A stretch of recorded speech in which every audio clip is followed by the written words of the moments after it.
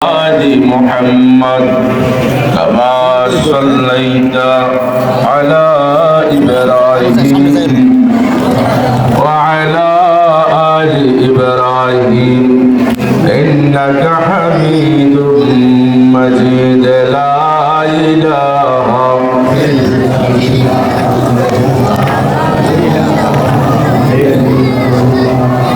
لا إله إلا الله لا إله إلا الله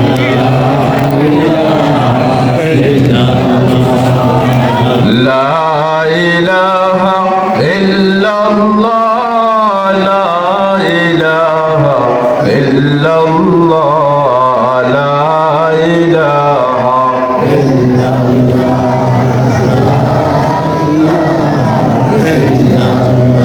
বহু দূরে মদিনা কেমনে যাব জানি না দয়া করো দয়াল আল্লাহ দয়া করো দয়াল আল্লাহ পুরাও মনের বাসনা লা ইলাহা ইল্লাল্লাহ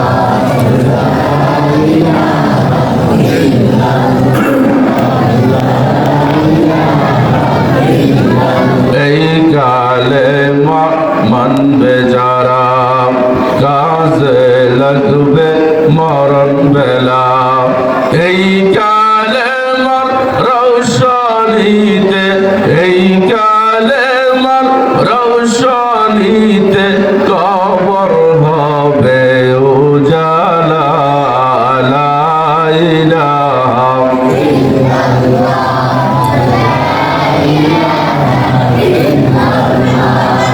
লা ইলাহা ইল্লাল্লাহ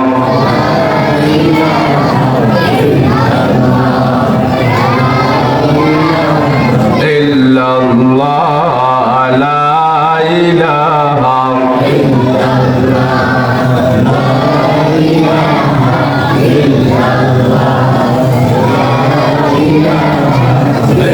আল্লাহ তোমার লীলা খেলা কেউ কিন্তু বুঝে না আল্লাহ তোমার লীলা খেলা কেউ কিন্তু বুঝে না কাউকে রাখো গাছ তলাতে মৌলা কাউকে রাখো গাছ তলাতে মৌলা কাউকে রাখো বালাখানা লা ইলাহা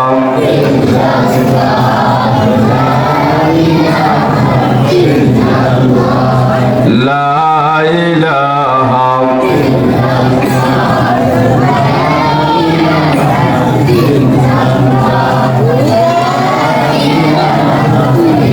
ইব্রাহিম তোমার নবী ছিল নমরুদে আগুনে দিল ইব্রাহিম তোমার নবী ছিল দুশমনে আগুনে দিল আগুন হইল ফুল বাগিচা আগুন হইল ফুল বাগিচা পশম কিন্তু জ্বলল না আল্লাহ তোমার লীলা খেলা কেউ কিন্তু বুঝে না কাউকে রাখো গাছ তলাতে মৌলা কাউকে রাখো বালাখানা লা ইলাহা উন্নতি কলেকশন আছে নাকি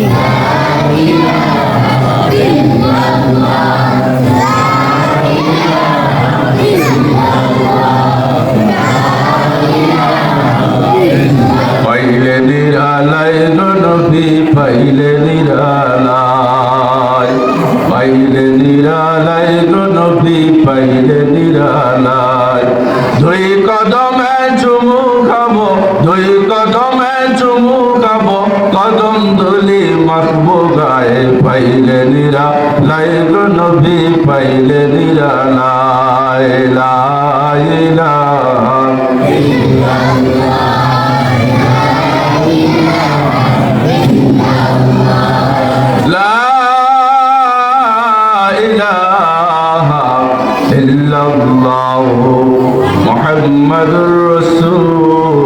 রাসূলুল্লাহ সাল্লাল্লাহু আলাইহি ওয়াসাল্লাম। আল্লাহ পাকের শুকর যিনি আমাদেরকে মাহফিলে তথা ভেস্তের বাগানে আসার বসার তৌফিক দান করলেন, আমরা বলি আলহামদুলিল্লাহ। আল্লাহ পাক আমাদেরকে বানাইছেন, দুনিয়াতে পাঠাইছেন আল্লাহকে ডাকার জন্য, নবীর তরিকায় চলার জন্য, ঠিক কিনা? আমরা কোন নবীর উম্মত? নবী মুহাম্মদুর রাসূলুল্লাহ সাল্লাল্লাহু আলাইহি ওয়াসাল্লাম, যিনি নবীদেরও নবী, শ্রেষ্ঠ নবী, নবী মুহাম্মদুর রাসূলুল্লাহ সাল্লাল্লাহু আলাইহি ওয়াসাল্লাম, যিনি উম্মতের সুপারিশ করবেন হাসরের ময়দানে, যার সুপারিশ ছাড়া কেউ জান্নাতে যেতে পারবে না। আপনার নবী আমার নবী দুনিয়াতে আসছেন, এখনো আসেন নাই, মায়ের পেটে আছেন। আমাদের নবীর মার নাম নাকি মা আমিনা, মা আমিনা। মা আমিনা বলেন, হ্যাঁ দুনিয়ার মানুষ শোনো,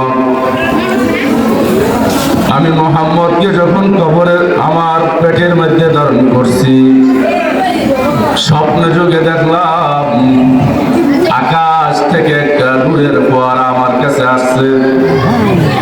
সুবহানাল্লাহ বলে। আমার ঘরে আইসা আমার ঘরটা আলোকিত করিয়া দিছে এবং আমার ঘর থেকে এই নূরটা পুরা পৃথিবীকে আলোকিত করে দিছে।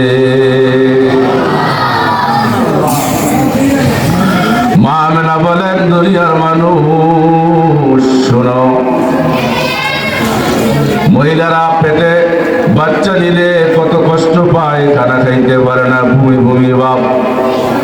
কিন্তু আমি মুহাম্মদকে পেটে নেওয়ার পর কোন কষ্ট পাই নাই, কষ্ট অনুভব করতে পারি নাই, বুঝি নাই বাচ্চা পেটে আছে, এত হালকা মনে হয়েছে।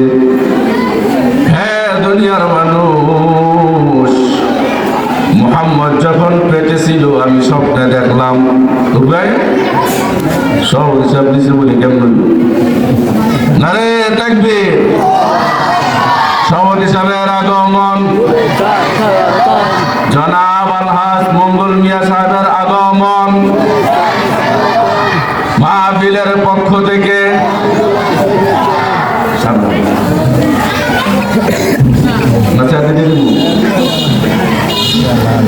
তো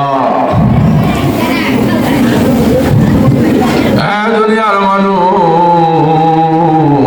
আমি স্বপ্নে দেখলাম আসমান থেকে ফেরেশতা আসছে, আইসা আমাকে বলতেছে তোমার পেটে যে বাচ্চা আছে সাধারণ কোনো বাচ্চা না, সে নবীদের সর্দার হবে,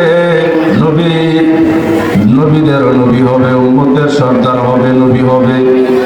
যখন সে দুনিয়াতে আসবে তার নাম রাখবা মুহাম্মদ সাল্লাল্লাহু আলাইহি ওয়াসাল্লাম। আপনার নবী আমার নবী দুনিয়াতে চলে আসছেন। আরব দেশের মদিনাতে, মক্কাতে একটা নিয়ম ছিল, শহরের বাচ্চাদেরকে স্পষ্ট ভাষা শেখানোর জন্য গ্রাম দেশে পাঠাই দিত। গ্রামের মহিলারা তাদেরকে দুধ খাওয়াইতো আর শুদ্ধ ভাষা শিখিত, বিনিময়ে কিছু টাকা পয়সা তাদেরকে দিত।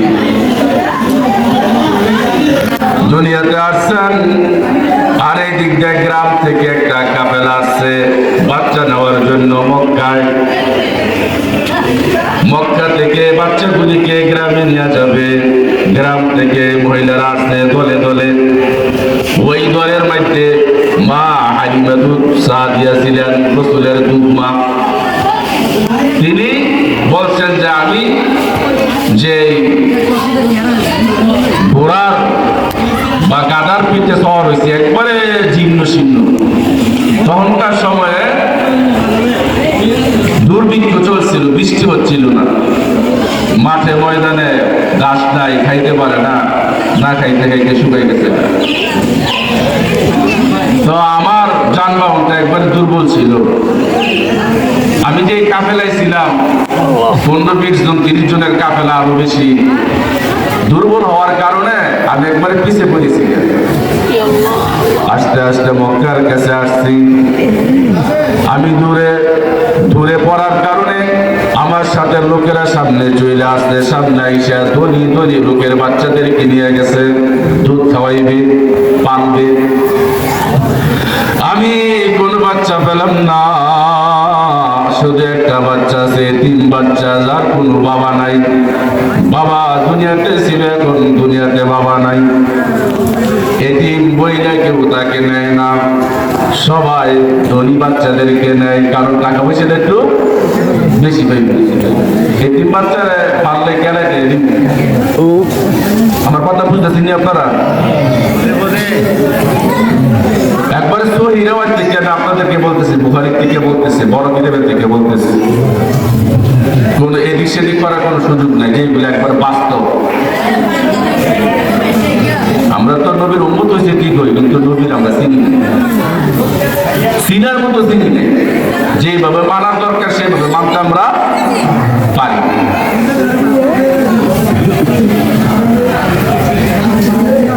মা হালিমাতুস সাদিয়া স্বামীকে ডাক দিয়ে বলে, স্বামী আমার, খালি হাতে বাড়িতে যাওয়ার চেয়ে একটা এতিম বাচ্চা নিয়ে যাইটা ভালো হয়।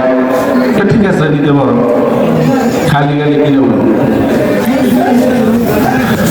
মা হালিমা বলেন, এতিম বাচ্চাকে আমি কোলে নিলাম, চুমু দিলাম। এত সুন্দর তার চাহানি, এত সুন্দর তার চেহারা। বলে যখন নিলাম আর তারা ঠান্ডা হয়ে গেল, মনে হইল আসমানের চারটা আমার কোলে চলে আসছে। বাচ্চা নিয়ে আমি আমার কাফেলার তাঁবুতে আসলাম। ঠিক মতো খাইতে পারি না, আমার শরীর শুকিয়ে গেছে, স্তন শুকিয়ে গেছে। একটা ছেলে আছে, নাম হইল আব্দুল্লাহ, সে এক স্তনের দুধ খাইতো, কিন্তু দুধ না থাকার কারণে সেও না খাইয়া ঘুমায়, ঠিক মতো খাইতে পারে না। দুনিয়ার লোকেরা ভালো করে শুনো, আমি যখন মোহাম্মদ বাচ্চাকে আমার কাফেলাতে নিয়ে আসলাম, আইসা দেখি আমার যেই উটনি, আমার যেই যানবাহন, তার উলানের মধ্যে দুধ আর দুধে ভরপুর হয়ে গেছে। আমি নিজে দুধ খাইলাম, আমার স্বামীকে দুধ খাওয়াইলাম, আমার বাচ্চাকে দুধ খাওয়াইলাম। এরপরে এই মোহাম্মদ দুধ খাইল। আজকে অনেক দিন পর্যন্ত আমার বাচ্চা পেট ভরে দুধ খাইতে পারতো না। মোহাম্মদ বাচ্চার উসিলায় আমার সে আব্দুল্লাহ বাচ্চারাও পেট ভরে দুধ খাওয়ার সুযোগ পাইল। দুধ খাইয়া পেট বইরা সবাই শান্তি মতো ঘুমাইছে। সকালবেলা উঠে রওনা দিছে।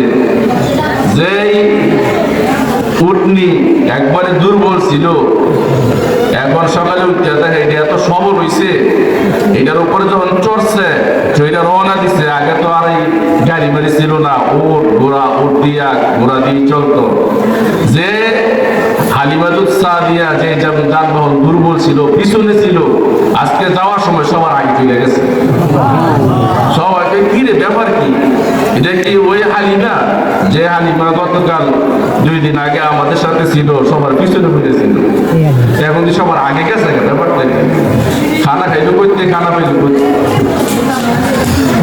বুজুর্গরা বলেন, আসলে তো কাহিনী এখানে না, এখানে মা হালিমা যে বাচ্চাকে আনছেন তিনি আল্লাহর হাবিব, আল্লাহর খলিল, নবীদের নবী মুহাম্মদুর রাসূলুল্লাহ সাল্লাল্লাহু আলাইহি সাল্লাম।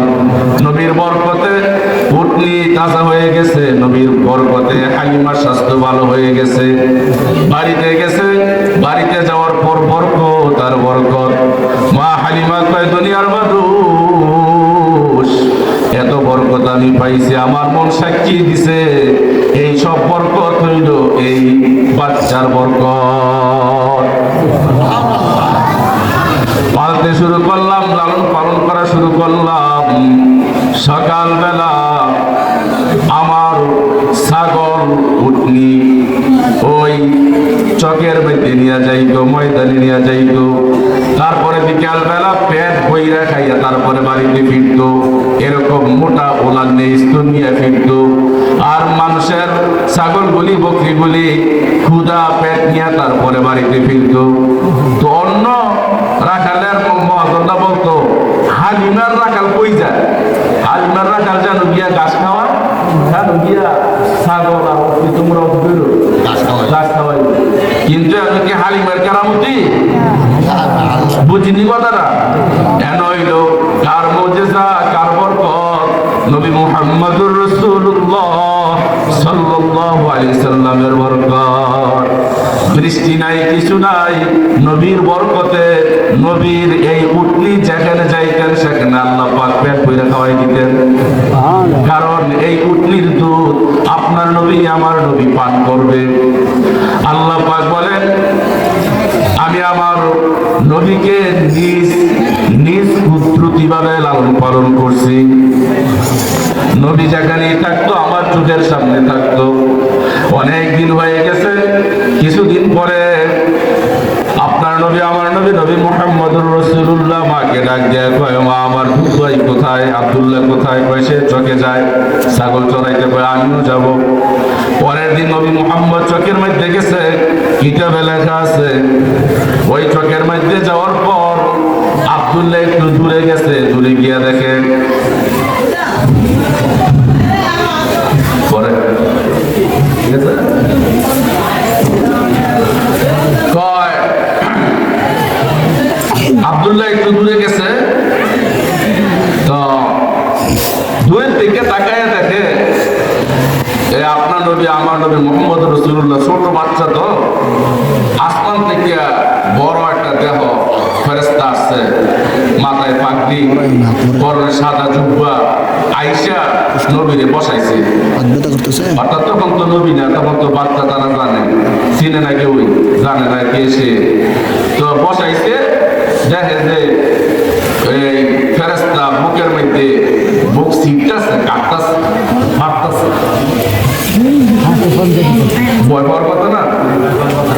আব্দুল্লাহ দৌড়াইয়া বাড়িতে আসছে, আইসা মাকে ডাক দিয়ে কয়, মা আমার যে মক্কার বাড়িটা মাঠে নিয়ে গেছিলাম, তাকে একটা লোক সুন্দর শব্দবে সাদা কাপড় পরিহিত লোকটা আসছে। আইসা তাকে বসাইয়া বুকটা চিরছে, আমি দেখে তাড়াতাড়ি আসছি, তাড়াতাড়ি চলেন। মা হালিমা স্বামী নিয়ে দৌড়াইয়া মাঠের মধ্যে গেছে, গিয়া দেখে নবী ঘামে গেছে, কাঁপতেছে। কয় কিরে বাবা কি হয়েছে, ভয় পাইছো নাকি? তোমার নাকি কি করছে দেখি বুকটা।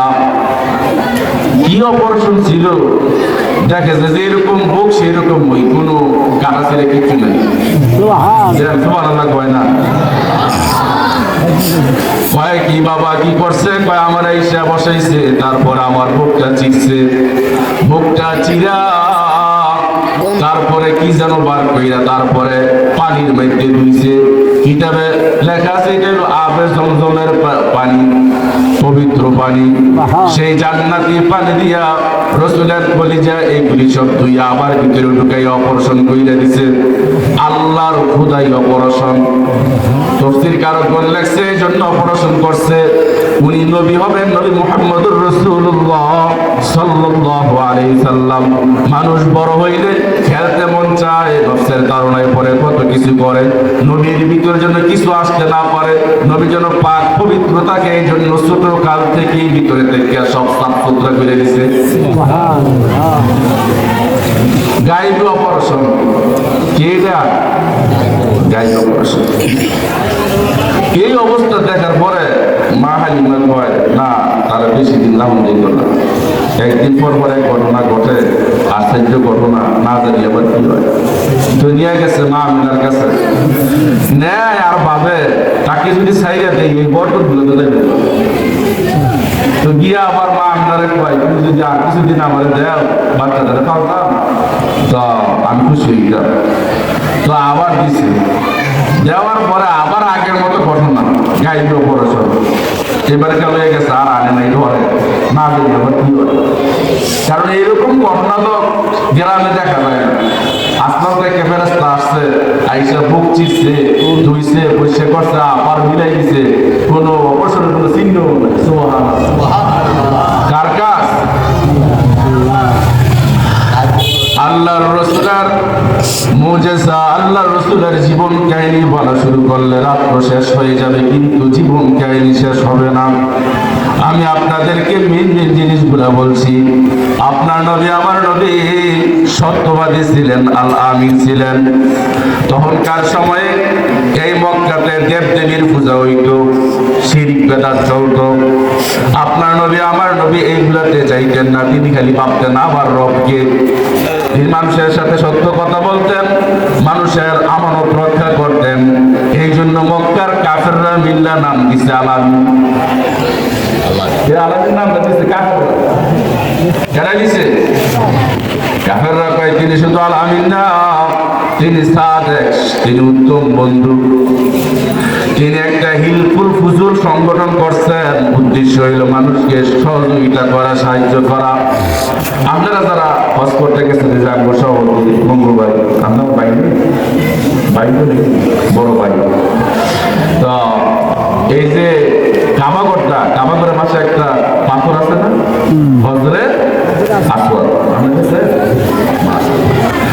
এই যারা গেছেন আপনারা ভাগ্যবান, আপনার ঘর দেখছেন, এবার পাথর জমা দিচ্ছেন। মাশাআল্লাহ, এই পাথরটা আদম আলাইহিস সালাম জান্নাত থেকে নিয়ে আসছে। এই যে জান্নাতি পাথর, সুবহানাল্লাহ। তো কিছুদিন পর পর বা 200 বছর পর পর এটা মেরামত হইতো, জীর্ণ শীর্ণ হয়ে যেত, পুরানো হয়ে যেত। তো আল্লাহ রসুল মাত্র পুরা যুবক হয় নাই, 15-16 বছর এরকম বা 18-19 বছর এরকম। তখন মক্কার লোকেরা পরামর্শ করছে যে কাবাগরটা সংস্কার করা দরকার, নতুন করে আবার নির্মাণ করা দরকার। তো কাবাগর তো নির্মাণ করবো অনেক ফেস্টান গিয়ে পাত্রটার কাছে গিয়ে, এই পাত্রটারে সবাই সম্মানী মনে করে, বরকতময় মনে করে, এটা জান্নাতি পাথর, আসলে জান্নাতি পাথর, এবং সময় দিলে গুনাহ মাফ। সুবহানাল্লাহ। তো এক সরকারের অধীনে দেশ চলতো না। ওই মনে করেন পূর্বরা একবারই, পশ্চিমরা একবারই, বাড়ি বাড়ি শাসিত ছিল। এখন সবাই পাগল হয়েছে, এই পাথর সরাই তো মেরামত করতে হইব, এই পাথর আমরা সরাবো, আবার আমরা ইন্ডিয়া এখানে ফিট করবো। এখন পুরা মহল্লায় এমন অবস্থা হয়েছে, দরবারে যুদ্ধ করে শহীদ হইলাম, তারপরে এই পাথর আমরা চাই। এখন বিকেল বেলা হয়েছে, গ্রামের মধ্যে তো কিছু গণ্যমান্য লোক থাকে, মঙ্গল ভাই, দাদুন ভাই, শাহজাহান ভাই, এরকম গ্রামের মধ্যে অনেক গণ্যমান্য লোক আছে না, পরে গ্রামের বাবু চায়, একটা মীমাংসা করে দেয়। তো তখনকার সময় যারা মুরব্বী, তারা কয় লাগালাগি দরকার নাই, ও ফাড়াফাড়ি দরকার নাই, একটা কথা আপনি করে বলি। কয় কি? আগামীকাল সকালে এই কাবা করে যে সবার আগে আইব, সে ওই ব্যাপারে ফায়সালা দিবে, পাথর কেড়ায় সরাইব, এবং সে যে ফায়সালা দিব, এই ফায়সালা আমরা সবাই মানি।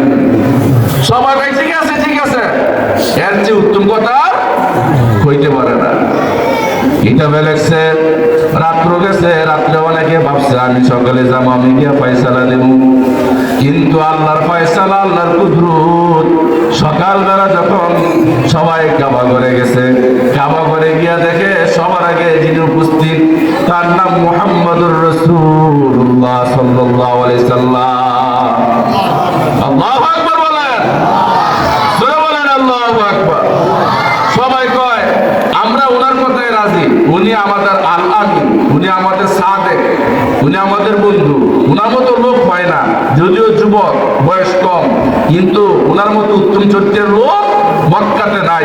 উনি যা করবে তাই আমরা মানব।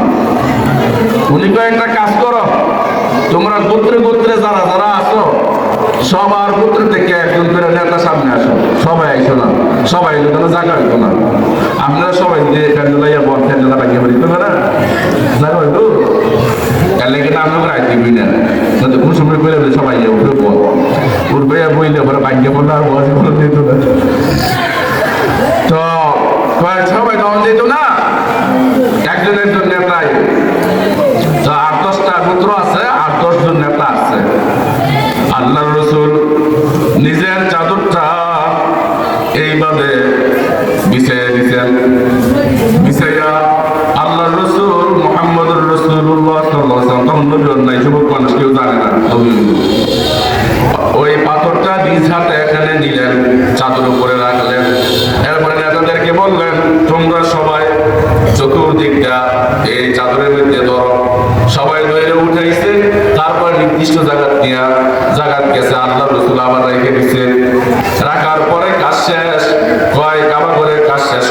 শেষ হইলে আবার এই সিস্টেমে আনা হইব, সবাই খুশি। সবার নেতা ভাগ পাইছে না, খুশি যাবে যা। আবার যখন কাবা ঘর মেরামত করার পরে পাথরটা আনা দরকার হইল, আল্লাহ রাসূল এই সিস্টেমে আনলেন। পুরা মক্কাতে আওয়াজ হয়ে গেছে, এমন যুবক হয় না, এরকম লোক হয় না, এত ভালো মানুষ। কার ছেলে এটা? কার নাতি? কয় আব্দুল মুত্তালিবের নাতি। কার ছেলে? আব্দুল্লাহর ছেলে।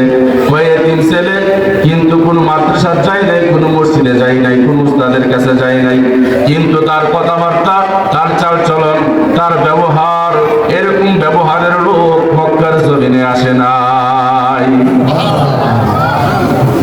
এই খবরটা যাইতে যাইতে মা খাদিজার কানে গেছে, আর দাদা আব্দুল মুত্তালিব, চাচা আবু তালেব, বাবা চাচা আবু তালেব, তাদের একটা খেয়াল ছিল। আবু তালেব মনে মনে কইতো, বাবুদের কাছে কইতো, খাদিজা মুহাম্মদ এতিম মানুষ, কি করি, তার কি দিয়া যায়, একটা যদি ব্যবস্থা হইতো দেখাইতে পারতো, কত ভালো ছিল। তো দাদা কয় কথা তো ঠিক হই। ঠিক ওই সময় মক্কার ভিতরে কোটি কোটি টাকার মালিক ছিল মা খাদিজা, এবং আরবের শ্রেষ্ঠ সুন্দরী, শ্রেষ্ঠ ধনী, শ্রেষ্ঠ শরীফ, ভালো মানুষ, কুরাইশ বংশের লোক, রাসূলের বংশের লোক। এরকম বংশ হয় না, আর এরকম মহিলাও সমাজে নাই। দুইটা বিয়ে হয়েছে, দুইটা স্বামী অল্প দিনের মধ্যে মারা গেছে। কোটিপতি স্বামী ছিল, ওই সম্পদ গুলো উনি পাইছে।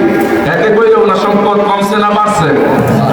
অনেক বাড়ছে, অনেক সম্পদ বাড়ছে।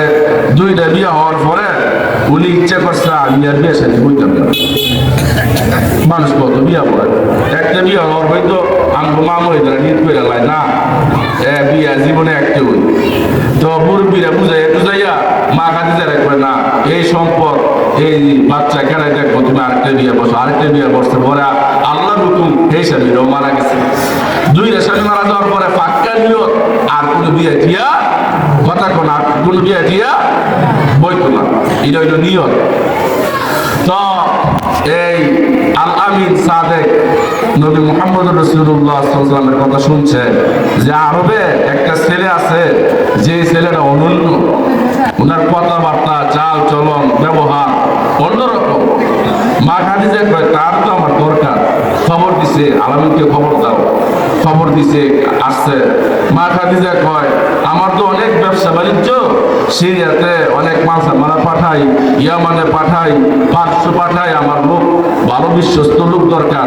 আমি শুনছি তুমি আল্লামিন, তুমি সাদেক, তুমি বিশ্বাসী, তুমি যদি আমার ব্যবসায় শরীক হইতা, আমার সহযোগিতা করতা, তো আমার অনেক ভালো হইতো। হয়তো ঠিক আছে, আপনি যদি আমার সুযোগ দেন, কাজ করে আমি করবো। কয় মোহাম্মদ শোনো, অন্য করে যা বেতন দেই তোমার আমি ডাবল দিই, তুমি বেতনে চিন্তা করো না, তুমি আমার ব্যবসাটা সুন্দর করে করো। হয়তো ঠিক আছে। আপনার নবী, আমার নবী, নবী মুহাম্মদুর রাসূলুল্লাহ 20-21 বছরের যুবক সাল্লাল্লাহু আলাইহি সাল্লাম মা খাদিজা ব্যবসা বুঝাই দিয়েছেন, সাথে খাদিম গুদাম দিয়ে দিয়েছেন, কর্মচারী দিয়ে দিয়েছেন, যাও ব্যবসা নিয়ে যাও। ব্যবসা নিয়ে রওনা দিয়েছে, সিরিয়ার পথে আসবে। মাঝ পথে আসার পরে কাফেলা থামছে, এখানে রেস্ট নিবে। একটা গাছের নিচে আপনার নবী আমার নবী একটা গাছের নিচে শুইছে, রেস্ট। জোহর নামাজের পর খানা খাইয়ে একটু শুইছে। আর ওই কর্মকর্তা কর্মচারী একটু দূরে ঘুরেফেরা করতেছে। অনেকক্ষণ পরে ওই কর্মকর্তা কর্মচারী একজন কাছে আসছে যে মোহাম্মদ আবার আমাদেরকে ডাকে। আইসা দেখে নবী মোহাম্মদ শুয়ে আছে একটা গাছের নিচে। বিকাল প্রায় 3-4 হয়ে গেছে। আর এমনি দেখে নবী মুহাম্মদের কাছে একটা সাপ, বিরাট বড় একটা সাপ, একেবারে রসুলের কাছে এইভাবে ফানা ধরে না, এবার মাথাটা ছড়াইয়া ভয় পেয়ে নিছি। আবার মোহাম্মদের স্তূপ দেয় দংশন করে, লাঠি বাড়ি বোঝার দরকার, দেয় না, দংশন করে না। পাটা দিয়ে মানুষকে যেরকম বাতাস করে, সাপের মাথা দিয়ে রসুলকে বাতাস করতেছে। বুখারীতে আছে, খাতামুন নাবিয়্যিন একটা কিতাব আছে, নবীর জীবনী আছে, এটা আপনারা পড়েন। আল্লামা মুফতি শফি রহমতুল্লাহ আলাইহি ওসমান সাহেব রাব্বাই লিখে গেছে। রাসূলের জীবনী অনেক কিতাব আছে, অনেক বই আছে, এটা আপনারা পড়েন। তো কেমন নবী ছিল এটা বুঝবেন।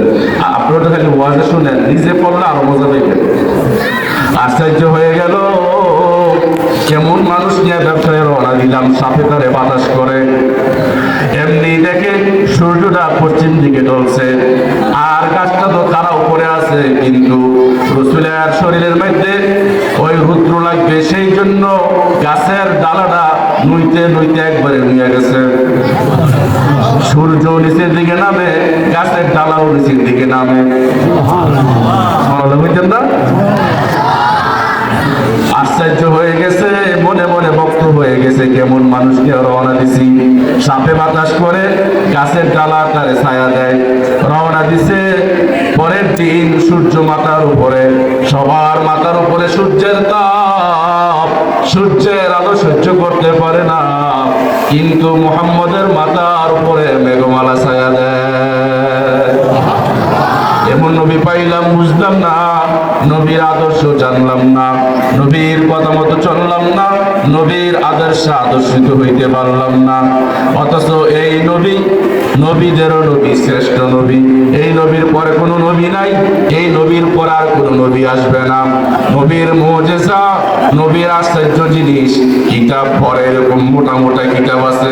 কিতাব আছে আর রাহিকুল মাকতুম, কিতাব আছে সিরাতে মুস্তাফা, কিতাব আছে খাতামুন নাবিয়্যিন, খাতামুল আম্বিয়া, এরকম অনেক কিতাব আছে, অনেকে লিখে গেছেন। বুখারীতে আছে, তিরমিজিতে আছে, আবু দাউদে আছে। রাসূলের জীবনীগুলি আপনি যদি পড়েন, আপনার ঈমানটা তাজা হয়ে যাবে, রাসূলের আশিক হয়ে যাইবেন। কারণ রাসূলের আশিক হওয়া ছাড়া জান্নাতে যাইতে পারবেন না, শুধু আপনি না। হাশরের ময়দানে আল্লাহ পাক বলবেন, ফেরেশতারা জান্নাতের কাছে সবাইকে নিয়ে যাও, জান্নাতের গেট তালা মারা। আল্লাহ পাক বলবেন, ও ফেরেশতারা, আমার নবী যখন জান্নাতের কাছে আসবে তখন জান্নাত খুলবা। আপনার নবী, আমার নবী, সব নবীদের আগে গিয়া জান্নাতের দরজা খুলবেন। আপনার নবী, আমার নবীর আগে কোন নবী জান্নাতে যাইতে পারবে না। আপনার নবী, আমার নবীর আগে অন্য কোন নবীর উম্মত জান্নাতে যাইতে পারবে না। আপনার আমার নবী জান্নাতে যাবে, তারপর অন্য নবীরা যাবে। আপনার আমার নবীর উম্মতের আগে জান্নাতে যাবে, তারপর অন্য নবীর উম্মতেরা জান্নাতে যাবে। সুবহানাল্লাহ বলেন। লা ইলাহা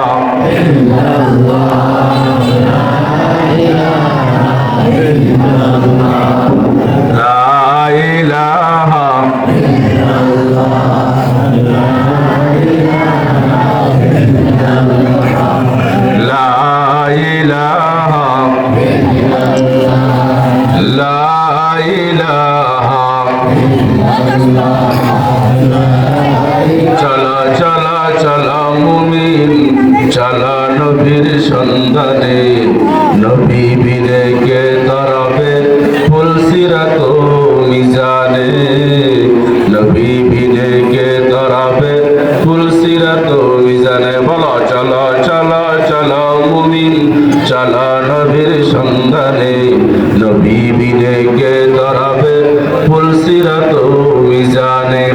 নবী আমার জীবন ভরে দিনের লাগি কষ্ট করে, দান দান শহীদ করিলেন উহুদেরই ময়দানে, দান দান শহীদ করিলেন উহুদেরই ময়দানে। নবী বিনে কে ধরাবে ফুলসিরাত মিজানে, নবী বিনে কে ধরাবে ফুলসিরাত মিজানে। এমন এতিম নবী আবার, পিতা মাতা নাই যে তাহার। এমন এতিম নবী আবার, পিতা মাতা নাই যে তাহার।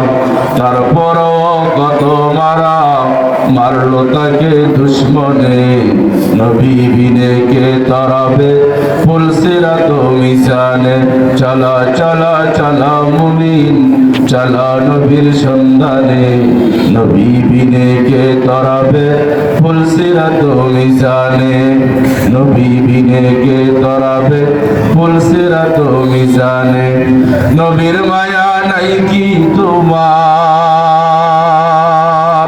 কেমনে দুঃখ দাও যে আবার দুরুদ পড়ো সালাম করো প্রথম গাটি কাপড়ে দুরুদ পড়ো সালাম করো প্রথম গাটি কাপড়ে নবী বিনে কে তরাবে ফুলসিরাত মিশানে নবী বিনে কে তরাবে ফুলসিরাত মিশানে একদিন মক্কার মধ্যে অনেক বড় দুর্ভিক্ষ গাছ নাই গাছ গাও একেবারে শুকাইয়া মরে যেতেছে সবাই মিলে আব্দুল মুত্তালিবের কাছে আইছে আইয়া কয় শুনছি তোমার ঘরে একটা নাতি আছে অনেক বরকতময় নাতি দেখলেই মায়া লাগে দেখলেই ভাল লাগে চাঁদের মতো তার চেহারা তো তুমি ইচ্ছা করলে তোমার নাতি ধরে দিয়া একটু কাবা করে দোয়া করলে তুমি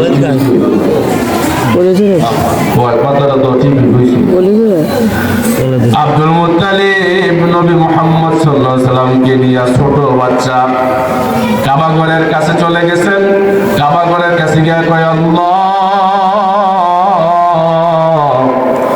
এই মক্কার লোকেরা এই নাতির দিকে তাকাই আছে নাতির উসিলা দিয়া তোমার কাছে বলার জন্য বলছে আমি আসলাম আমরা পাপী হইতে পারি কিন্তু আমার নাতিরা অনেক বরকতময় আয় আল্লাহ আমার নাতিদের উসিলায় তুমি বৃষ্টি দিয়া দাও কিতাবের মধ্যে লেখা আছে আপনারা আমার নবী ছোট বাচ্চাটাকে নিয়ে কাবাঘর অফ করছে তো অফ করার পরে কাবাঘর চাইরা দূরে আসতে পারে নাই এমনি বৃষ্টি শুরু হয়ে গেছে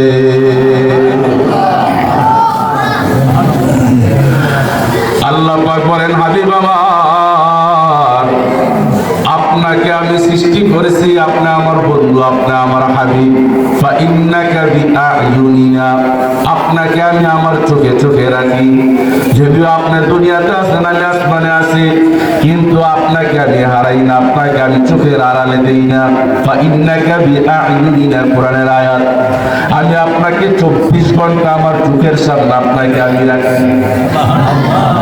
বলেন আল্লাহু আকবার সরে বলেন আল্লাহু আকবার বীর মুসলমান ধরওয়াল কোরআন ফিরাইয়া আনো সেই হারানো সম্মান বীর মুসলমান ধরওয়াল কোরআন ফিরাইয়া আনো সেই হারানো সম্মান নারায়ে তাকবীর নারায়ে তাকবীর সেই আওয়াজ শুনে ওরে মুসলমান ভয়ে কাঁপিত কাফির বেঈমান দৌড়ে সে হুঙ্কার কর তুলপার দৌড়ে সে হুঙ্কার কর তুলপার সব দুনিয়া ভেঙ্গে কররে চুরমার নারায়ে তাকবীর নারায়ে তাকবীর সেই ঈমান বলে হয়ে বলিয়ান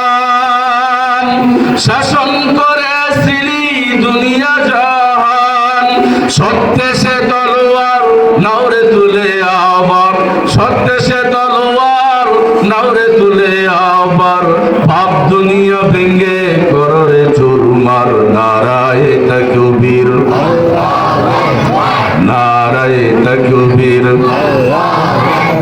একটা কথা খেয়াল রাখেন আপনার নবী আমার নবী নবী মুহাম্মদুর রাসূলুল্লাহ সাল্লাল্লাহু আলাইহি সাল্লাম দুনিয়াতে আসছেন দুনিয়াতে কারো কাছে তিনি কোনো পড়েন নাই দুনিয়াতে কোনো উস্তাদ ওনার নাই এটা আপনার না শিক্ষক কে আল্লাহ নিজে দুনিয়ার কোনো উস্তাদ নাই উনি কোনো মসজিদে যান নাই উনি কোনো মাদ্রাসা যান নাই আল্লাহ পাক এতিম রাখছে এই জন্য মানুষ যাতে বলে না কইতে রে যে কোরআন যে নবী মুহাম্মদ কয় এটা মনে হয় তার যাতে না কইতে রে এই জন্য আল্লাহ পাক দুনিয়ার কোনো উস্তাদ দিনা রাখেন নাই আপনার নবী আমার নবী ছোট বয়স 6 বছর 7 বছর খেলার মাঠে গেছেন, বাচ্চারা খেলতেছে, খেলা শেষ হয়ে গেছে। প্রত্যেকের বাবা আছে, হাতে দইরা বাড়িতে নিয়ে যায়, কিন্তু আপনার নবী আমার নবীর বাবা নাই, বাবা কবরে। বাড়িতে গেছেন, বাড়িতে গিয়ে মাকে ডাক দিছেন, মা। খেলার শেষে সবাইকে হাতে দইরা প্রত্যেকের বাবা বাড়িতে নিয়ে আসছে, কিন্তু আমার তো কেউ আনতে গেল না, আমার কি বাবা নাই? কয় বাবারে তোর বাবা আছে, তোর বাবা এখানে না, তোর বাবা অনেক দূরে আছে। মা আমেনা বুঝাইয়া বলতে পারে না, কষ্ট হয় যে দুনিয়াতে তোমার বাবা নাই, তোমার বাবা হইল কবরে। একদিন যায়, 2 দিন যায়, খালি মাকে বলে, মা আমার বাবা কই, আমার বাবা দরকার। প্রত্যেকে বাবা ডাকে আব্বা বলে, আমারও তো আব্বা বলতে মনে চায়, বাবা ডাক দিতে মনে চায়। এবার মার মনটা একবারে নরম হয়ে গেছে।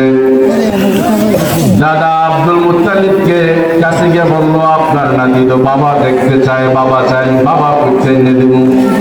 কয় আমার ছেলের যেখানে কবর, সেই মদিনার কাছাকাছি, সেই কবরে তুমি তাকে নিয়ে যাও, যেহেতু তাকে তুমি সান্ত্বনা দিতে পারো না। কিতাবের মধ্যে লেখা আছে, মা আমেনা তার খাদেমকে নিয়া, দাসীকে নিয়া আর নবী মুহাম্মদকে নিয়া রওনা দিছে। যাইতে যাইতে যাইতে যাইতে একবারে আমাদের নবীর পিতার কবরের সামনে গিয়া দাঁড়াইছে। এবার মা আমেনা ডাক দিয়ে বলছে, এ মুহাম্মদ বাবা, এই যে কবরটা, এটা হইল তোমার বাবার কবর, এখানে তোমার বাবা শুয়ে আছে। এবার আপনার নবী আমার নবী ডাক দেয়, বাবা সেই মক্কা থেকে আমি আসছি তোমারে নেওয়ার জন্য। এরে আমার বাবা খেলার মাঠে গেলে প্রত্যেকের বাবা আছে, হাতে দইরা বাড়িতে নিয়ে যায়। আমার মনটা চায় আমার বাবা আমাকে দইরা বাড়িতে নিয়ে যাইবে, কিন্তু কেউ আমার বাড়িতে নিয়ে যায় না, কেউ আমার জন্য আসে না। আমি আসছি তোমাকে নেওয়ার জন্য। আমি খেলার মাঠে যাইব, আর তুমি খেলার শেষে আমার দইরা বাড়িতে আনবা।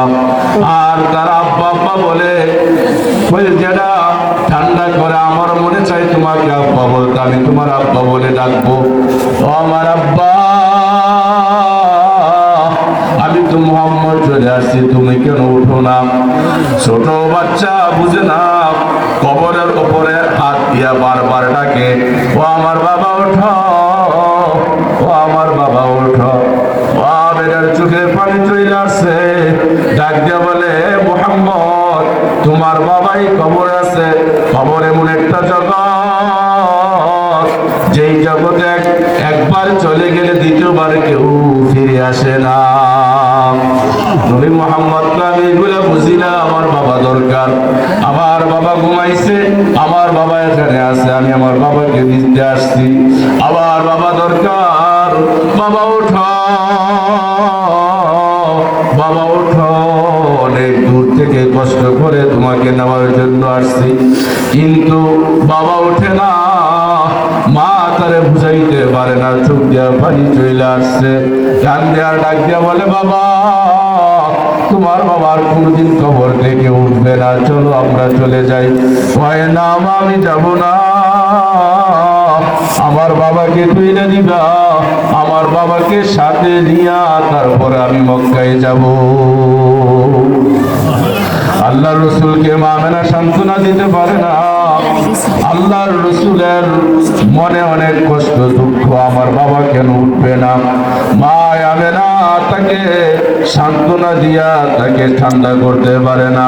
কিতাবে লেখছে, মনের মধ্যে অনেক ব্যথা পাইছে মা আমেনা, ডাক দিয়া কয়, স্বামী আমার, যদিও নিয়মের মধ্যে লেখা আছে মারা গেলে মানুষ উঠে না, তোমার কাছে আবদার, একটা বারের জন্য হইল কবর থেকে উঠিয়া তোমার ছেলেকে দেখা দাও।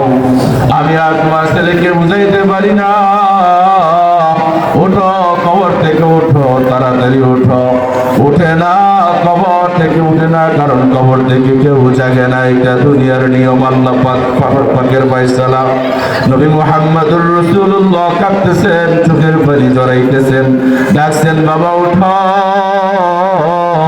আজকে তোমাকে ছাড়া আমি বাড়িতে যাব না। কিন্তু এমন ঘুম ঘুমাইছে, মানুষ মারা গেলে, কবরে গেলে, কবর থেকে আর কোনোদিন উঠে না। ঠিক কিনা? কিতাবের মধ্যে লেখছে, মা আমেনা এই বিরহ বেদনা সহ্য করতে না পাইরা সাথে সাথে কবরের মধ্যে মৃত্যুর কোলে দলে পড়ছে, তিনি সাথে সাথে ইন্তেকাল করছে। বলেন সুবহানাল্লাহ। আল্লাহ রাসূল ডাকতে বলে, মা তুমিও কোথায় চলে গেলাম? বাবাকে জন্মের পরে দেখলাম না, এতিম হয়ে দুনিয়াতে আসলাম, তোমার ছায়ায় ছিলাম, এখন তোমার মা বইলে ডাকতাম, এখন তুমিও চলে গেলা। কিতাবের মধ্যে লেখা আছে, মা আমেনাকে সেখানে কবরস্থ কইরা তারপরে সেই খাদিমা, সেই দাসী সুহাইবা রাসূলকে নিয়ে তারপরে মক্কায় চলে আসলেন। দাদা এই কথা শুনে অন্তর ফেটে যায়, ডাক দিয়া বলে, নাতি তোমার বাবা এমন দেশে চলে গেছে, কোনোদিন আর ফিরে আসবে না। আপনার নবী, আমার নবী মুহাম্মদুর রাসূলুল্লাহ সাল্লাল্লাহু আলাইহি সাল্লাম ব্যবসার মধ্যে সিরিয়ায় গেলেন, মনে আছে না? সিরিয়ায় গেছেন, সিরিয়াতে ব্যবসা কইরা সব বেচা কিনা কইরা আবার মাল নিয়ে মক্কাতে এসে বিক্রি করছেন। বিক্রি করার পরে অন্য লোকদের যেই লাভ হইল, নবী মুহাম্মদুর রাসূলুল্লাহর লাভ 2-3 গুণ বেশি হইল। মা খাদিজার কাছে নিয়ে দিছে, এই নিয়ে আপনার ব্যবসা সহায় সম্পত্তি, তো আমার দেওয়া তোমার কাছে রাখো না, তুমি তো অনেক লাভ করছো। বয়স তো বড় মা খাদিজা, প্রায় 39-40 বছর, আর ওনার বয়স 20-21 বছর। তোমার কাছে রাখো না, অনেক লাভ করছো, অন্য লোকেরা লাভ করে 1 গুণ, তুমি লাভ করছো 3 গুণ, বুঝতাম না মোহাম্মদ। হ আল্লাহ পাক দিছে, নেন। তো কিতাবে দেখছে, মা খাদিজা তখনই বুঝছে এই লোকটা কোন সাধারণ কোনো লোক। আল্লাহ রসুলের কথা, আল্লাহ রসুলের চরিত্র, এখনো তিনি নবী প্রকাশ হয় নাই, স্বাভাবিক যুবক। তিনার চাল চলন মা খাদিজাকে এরকম আকৃষ্ট করছে। কিতাবে লেখা আছে যে মা খাদিজা পণ করছে আর বিয়া শাদী বসবে না, কিন্তু রসুলের ব্যবহারে, রসুলের চরিত্রে, কথার মাধুর্যতায়, রসুলের এই মুজিজা যখন খাদেমাইশা খাদিজাকে বলছে, আপনি যেই লোককে আমার সাথে দিয়েছেন, মুহাম্মদকে সাথে দিয়েছেন, এই মুহাম্মদ যখন গাছের নিচে শুয়েছিল, সাপে তার এইভাবে বাতাস করছে, গাছের ডালা তারে ছায়া দিছে, মেঘমালা তারে ছায়া দিছে। মা খাদিজার অবস্থাটা কেমন হয়েছে বলেন তো? মা খাদিজা মনে মনে তারা আশিক হয়ে গেছে, পাগল হয়ে গেছে। এই লোকটা কোনো সাধারণ লোক না, এই লোকটা কোনো সাধারণ লোক না, মহামানুষ হবে। মা খাদিজা তারা আশিক হয়ে গেছে, মনে মনে অনেক কিছু ভাবে, আবার মন থেকে গুলি সরাইয়া দেয়। কারণ আমি 2 জন স্বামী গ্রহণ করছিলাম, 2 জন স্বামী মারা গেছে, 2 জন স্বামী মারা গেছে, এখন আবার বিয়ে সাথে কেমনে বসবো? কিন্তু মনে চাই নবী মুহাম্মদের চরণ তলে থাইকা বাকি জিন্দেগি কাটাইতে পারি। এখন চরণ তলে থাকতে গেলে তো বিয়ে শাদী ছাড়া তো উপায় নাই, ঠিক না? মা খাদিজা মনে মনে এমন আশিক হয়েছে, এমন ভক্ত হয়েছে রসুলের, রসুল ছাড়া, মোহাম্মদ ছাড়া কিচ্ছু বুঝে না। ব্যবসা বাণিজ্য যা আছে সব কিছু রসুলের পায়ে দিয়ে দিছে, কয় এখন থেকে তুমি এগুলোর মালিক, তুমি এগুলো চালাও। তো কিতাবে লেখছে, তফসিরে লেখছে, মা খাদিজা তখন বুঝছে যে এই লোকটা কোনো মহামনুষী হবে, সাধারণ কোনো লোক হবে না। এই জিনিসটা বুঝছে, বুঝার পরে তিনি খালি ভাবতেছে এই লোকটারে কেমনে আয়ত্ত করা যায়, কেমনে আপন করা যায়, কেমনে তার খেদমত করে জীবনটা কাটানো যায়। 1 দিন, 2 দিন, 3 দিন, 1 বছর, 2 বছর, এখন এরকম পাগল করা হয়েছে, আর সহ্য করতে পারে না। ঘুমে গেলে নবীকে স্বপ্নে দেখে, দিনের বেলা নবীর চেহারা সামনে বাইসে উঠে, খালি মনটা চায় নবীর খেদমত করতে, কিন্তু কাছে যাইতে পারে না, বেগানা পুরুষ। এই জন্য সিদ্ধান্ত নিছে, যদিও আমি পণ করছি বিয়া বসবো না, কিন্তু এই লোকরে পাইতে গেলে যদি বিয়া শাদী বসতে হয় বিয়া বসবো, তারপরও ছাড়বো না। এখন আবার চিন্তা করতেছে অন্য কেউ দিয়ে যদি প্রস্তাবটা দেয়, আবার দেখতে যদি বাকি না তো সাধারণ কোনো ছেলে না। তো একদিন কাছে ডাইকে আনছে, কাছে ডাইকে মোহাম্মদ, আমি তো যেভাবে আছি তুমি তো আমার মনটা নিয়ে গেছো, আমি তো আমার মনকে ধরে রাখতে পারতেছি না। এখন আমার মনের মধ্যে একটা কথা অনেকদিন ধরে কই না, আজকে আমি তোমার কই, তুমি যদি কথাটা শোনো, মনে কোনো খারাপ কিছু মনে করো না। আমার মনটা চায় তোমার জিন্দেগির কাছে থাইকা, তোমার জীবনের কাছে থাইকা, তোমার মৃত্যু পর্যন্ত আমি তোমার খেয়াল করতে চাই। তোমার তো এই খেয়াল করতে গিয়ে যদি বিয়া বসতে হয় বিয়া বসবো, সম্পদ দিতে হইলে সম্পদ দেবো, যা লাগে তা দেবো, তুমি রাজি।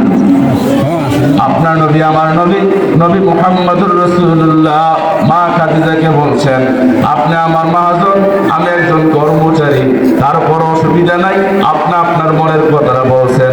আমার দাদা আছে, আমার চাচা আছে, আমি তাদের সাথে পরামর্শ করব, পরামর্শ কইরা তারপরে আমি আপনারে জানাবো।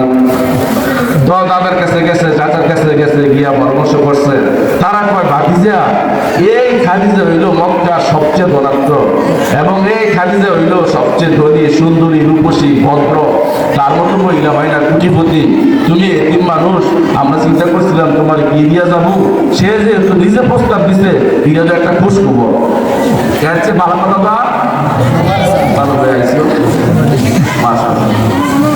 আল্লাহু আকবার বলেন।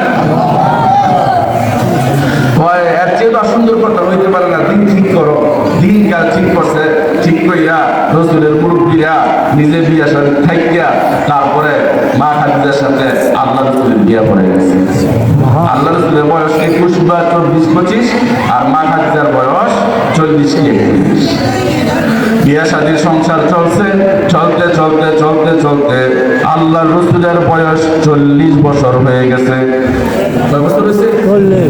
আল্লাহ রসুল খেয়াল করে, আল্লাহ রসুল কোন মসজিদে যান নাই, কোন মাদ্রাসা যান নাই, দুনিয়ার কোন উস্তাদ ওনার নাই, একমাত্র উস্তাদ হইল আল্লাহ। আল্লাহ রসুল ভাবতেন, দুনিয়াতে আমি এমনি আসি নাই, আমার একজনে পাঠাইছি, আমি আবার দুনিয়া থেকে চলে যাব, একজন আমার কি দিয়া যাইবেন। দুনিয়াতে আমি যেহেতু এমনি আসি নাই, একজন আমারে পাঠাইছে, অবশ্যই একজন ভক্ত আছে, আছে না নাই? আছে।